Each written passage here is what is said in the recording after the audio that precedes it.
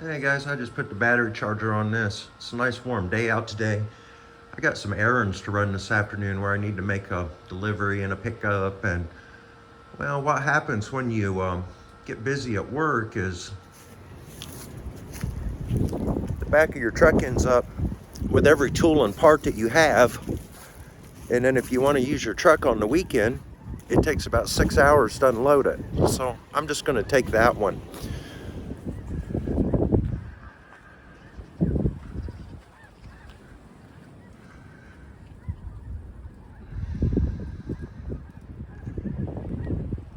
Yeah, it's actually not even as bad as I thought it was. But anyway, we'll take the other one. Hey guys, I got the old Apache fired up. Been setting, I haven't started, drove it in about 2 months. Been winter, you know. But wasn't really as dirty as I thought it would be. Kind of dirty. But anyway, I gotta deliver some stuff to my friend Brian. Maybe pick up some stuff from my other friend Dan. This truck's got a bunch of stuff in it, so we're gonna take this one. I'm gonna get Brian this door. It's a 46 Chevy door I have no use for. He gave me that part for my windshield wiper the other day. I told him a long time ago he could have this door. He said, I don't really need it. And then when I went and got the windshield wiper thing, he said, you still got that door? He said, I might be going to a swap meet. Maybe I could take it and see if I could sell it. So I said, yeah, I'll give you the door. Anyway, I'm gonna load it in the back of here.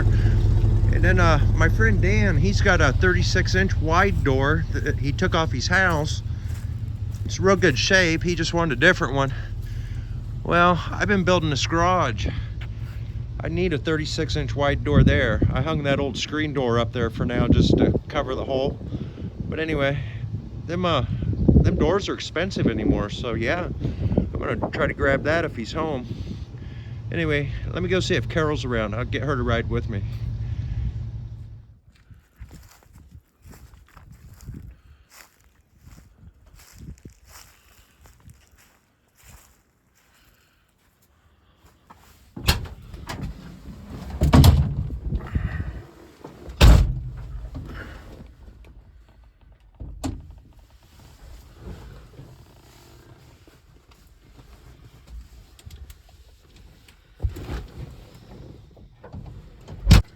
Well, we're gonna drive the old Chevy over to Brian's house, drop this stuff off, maybe stop by Dan's if he's around, grab that door. This hasn't been driven for a while. Probably need to put a little gas in it. So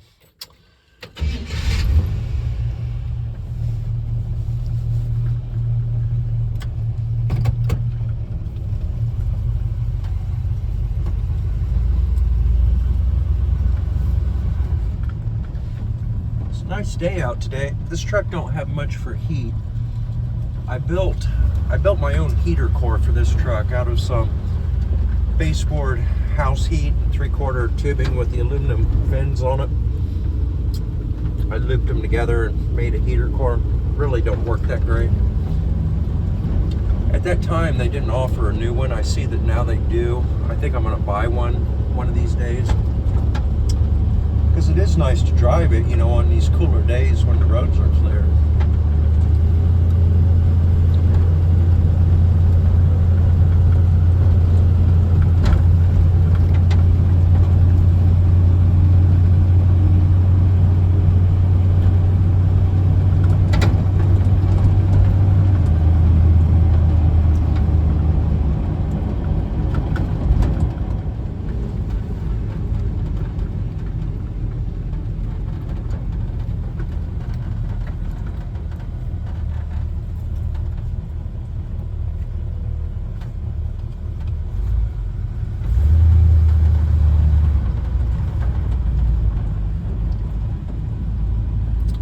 Our neighbor's on the fire department. He just took off real fast in his truck right at the same time we did. Now I see his trucks here at the fire station. There must be something going on. Accident, fire, something's happened.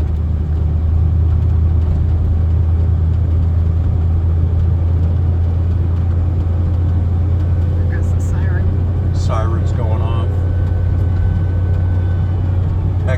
run up on it. Who knows?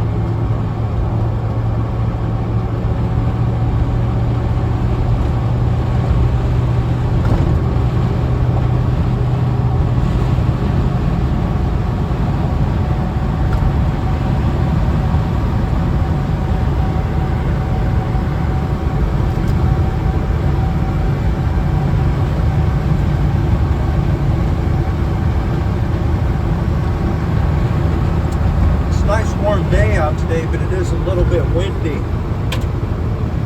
can feel it driving.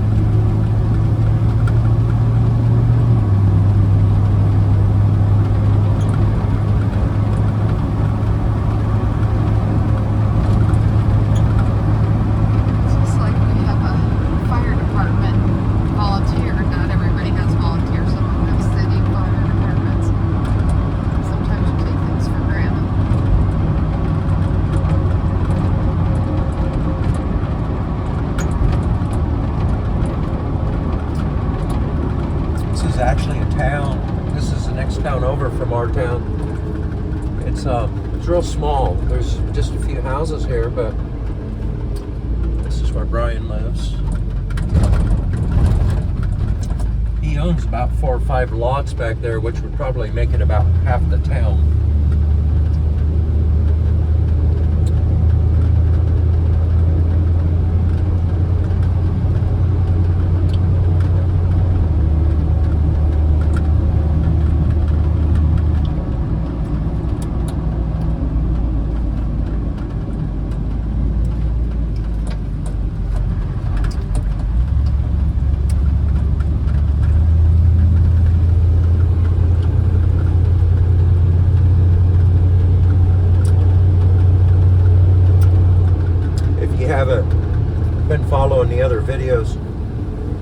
Brian is the guy that rescued Eliza. Eliza's a car I've been working on in most of my videos.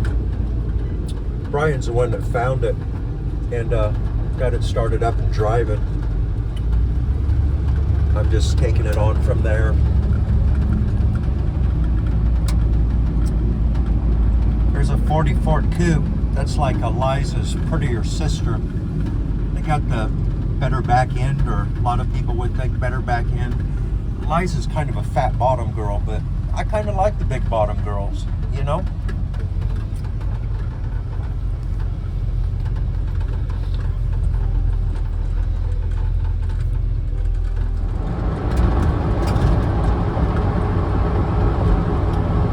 I wrecked a truck in here one night.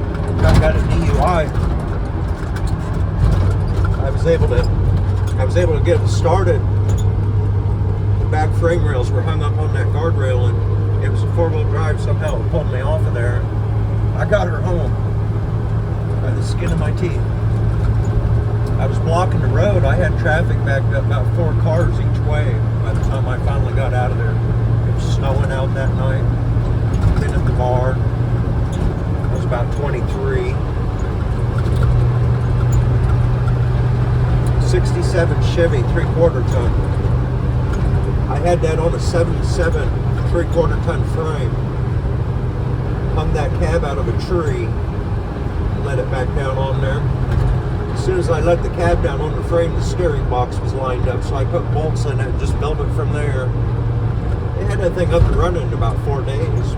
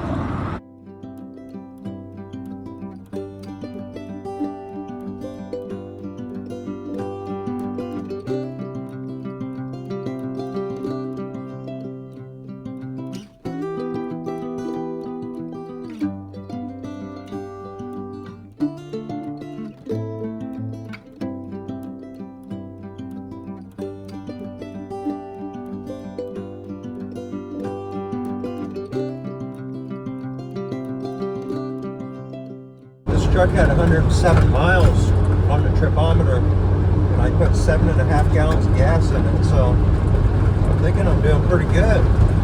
Last time I checked it, I was getting 13.8.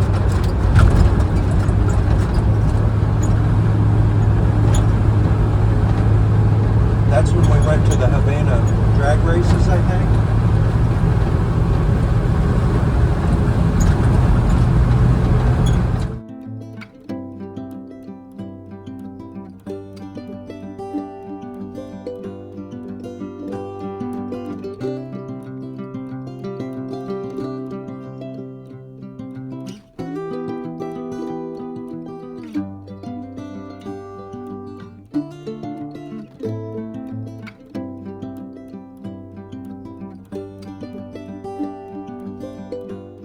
Earlier when we were leaving town, we found out it was a grass fire, and it's south of where we're going, where my friend Dan lives. We were going there next, and we might just drive on past and see if we see anything, you know, circle back to Dan's.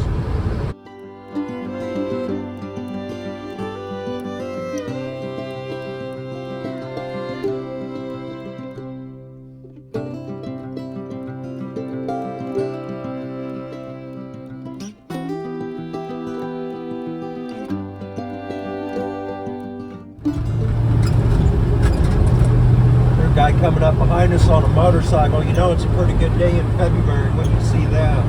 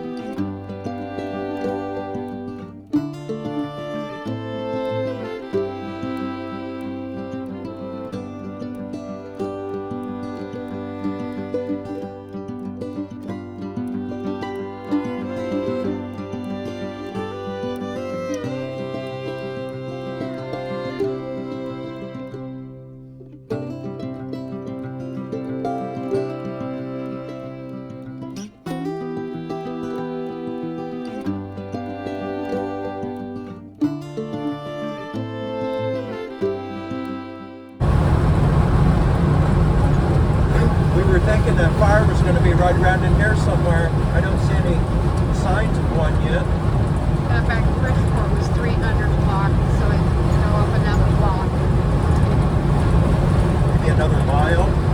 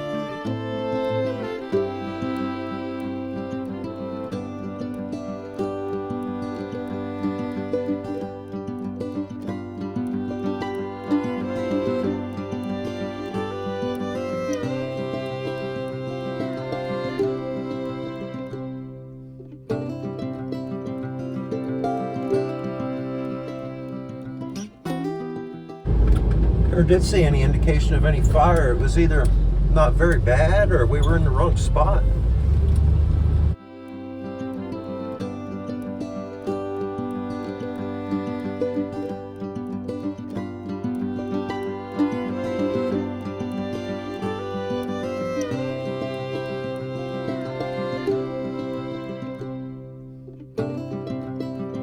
This blacktop here under this side road kind of loops around and takes us off into the area where I grew up. I grew up on a farm out here. We'll be going by it. It's no longer a farm. Most of these little farms are gone now. There's just a house scattered here and there. All the farmland is pretty well owned by 2 or 3 people, you know, now. But yeah, anyway, things have sure changed a lot. This all used to be trees along the road. These days they try to get as much corn as they can in, so they plant corn in the summer right up to the roads on both sides. It's used to be a lot prettier around here back when they didn't worry about such a thing.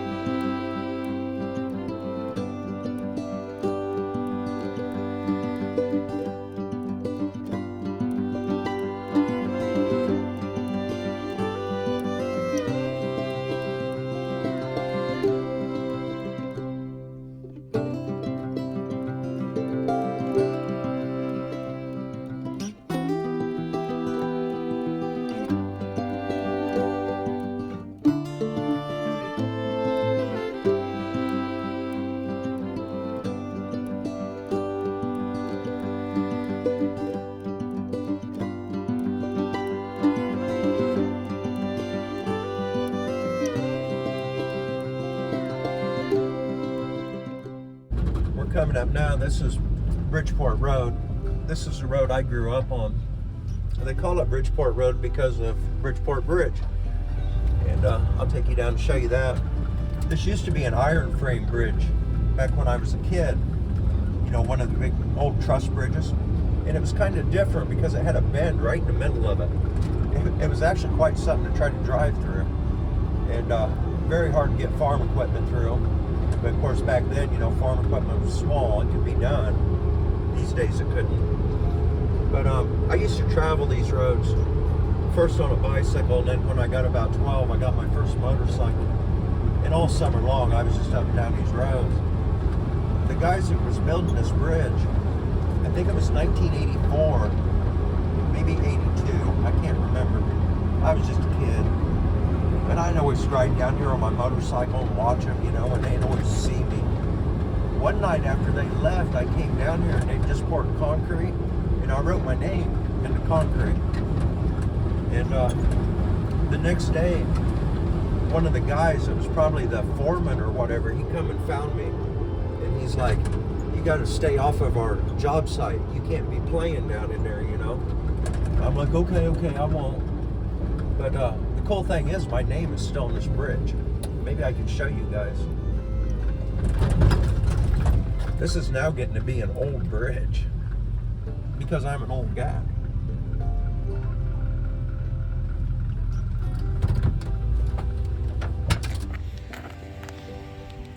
Yeah, right there, guys. Jeremy. I used to draw that. I called it the Cool Coyote. I drew the Cool Coyote and wrote Jeremy. And if you look, that was 1983. It was November 4th of 1983. Must have been a good day in November for me to be down here on a motorcycle, but I was. But yeah, the old Spoon River. Pretty cool.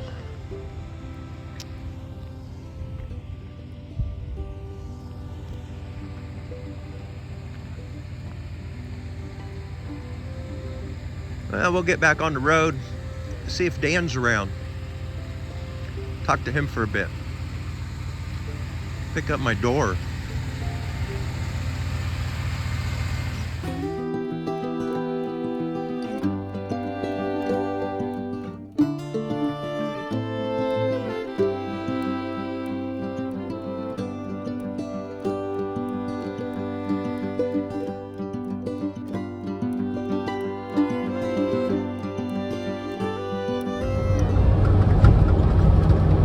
All of this land on the left here is the farm I grew up on. There were 600 acres here.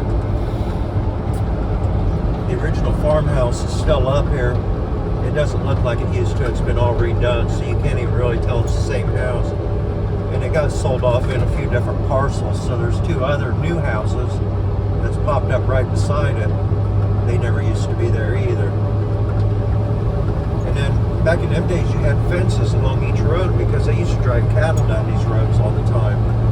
And if one of the neighbors was having a cattle drive, you'd make sure all the gates were closed, and then you would have people standing at the crossroads to keep them from pairing off. And it was a much different deal back then. A lot of this was cattle pasture instead of fields. That's the original house. That gray one up there used to be white with a green roof. It's all them old outbuildings were the farm buildings. They're mostly all gone, or the ones that remain have fallen down, or are about to fall down, I should say. These other houses, of course, weren't here. I used to have a cabin straight back from this gateway, back in the woods, about a quarter of a mile. Carol remembers it.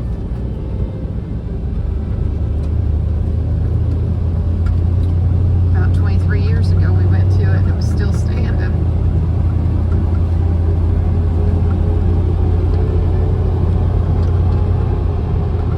We used to put corn in that corn crib, and now it wouldn't hold corn. Yeah, it's much, much different. The new people that live here have just built this new garage. They're making a nice home out of it, you know. I mean, it's good for them. I mean, I'm very, very happy for them.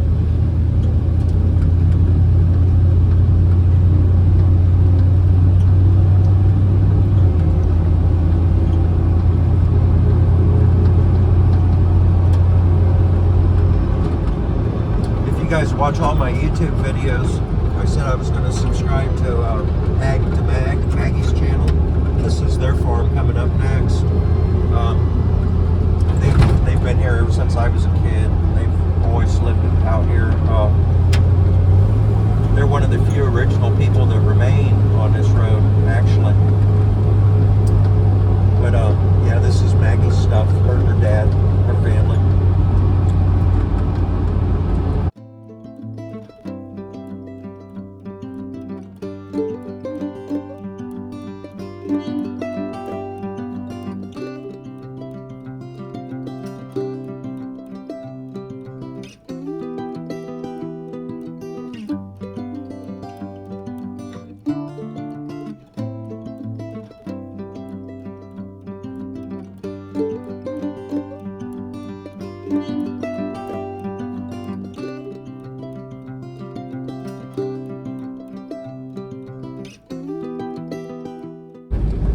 Still doesn't say any indication there was ever a fire.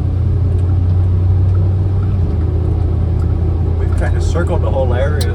I guess it could have been to the east. Patrick's back home, so. Yeah, the guy that lives up here is also on the fire department. He's actually the chief. He's actually the fire chief. So his truck's back home, so must not have been a huge deal.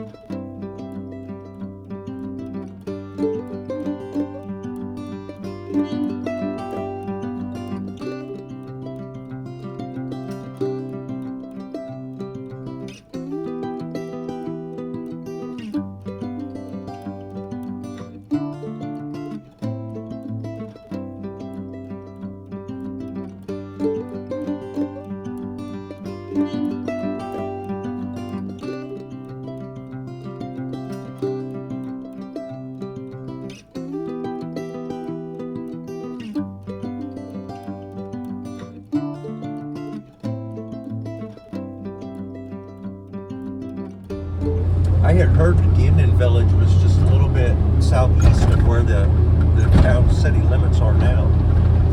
So pretty much in the same location where we live as where, and it was a big Indian village. It was like the biggest one, I don't know if in the country, but I mean it was like, how do I say it?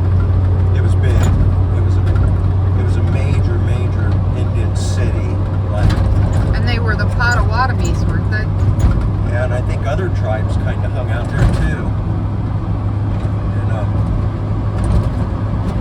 I think the first white settler came like in 1826, and then my great grandfather Mark Thurman came here in like 1828. So he was like one of the first 4 or 5 families that come here.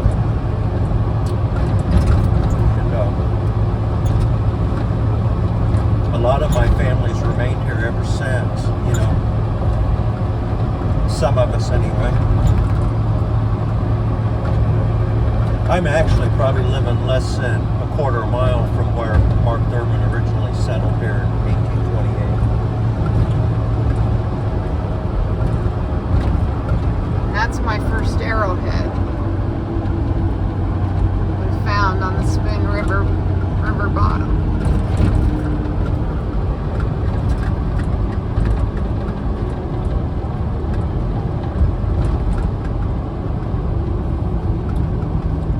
Mequon is the only town in the country with that name. It's taken from the Indian name.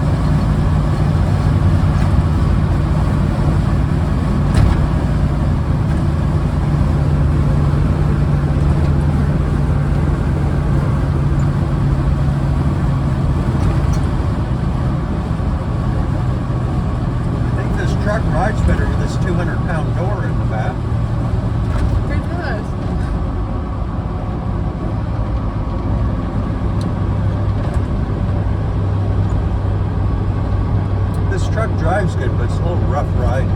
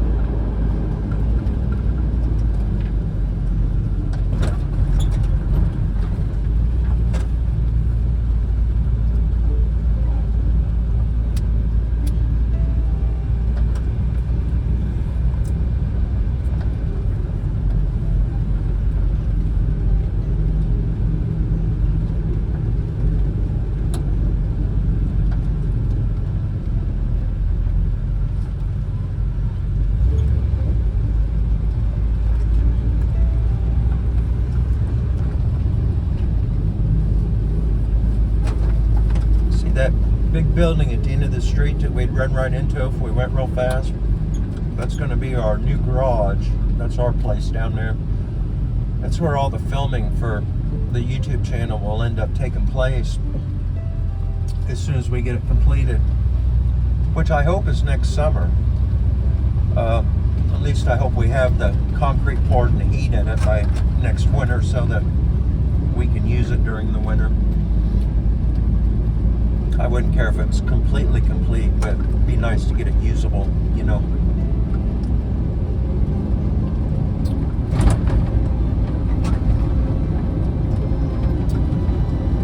Oh, we didn't take the walk bridges.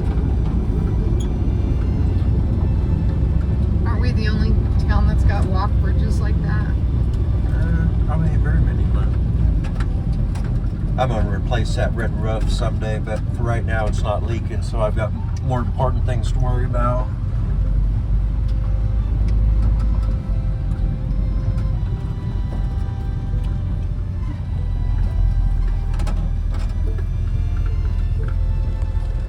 Well guys, the old Chevy is nestled safely back in her bed, so hope you enjoyed the ride. Jeremy, please like, comment, share, subscribe, all those great things. Check out our channel if you haven't yet. See you next time. Later, guys.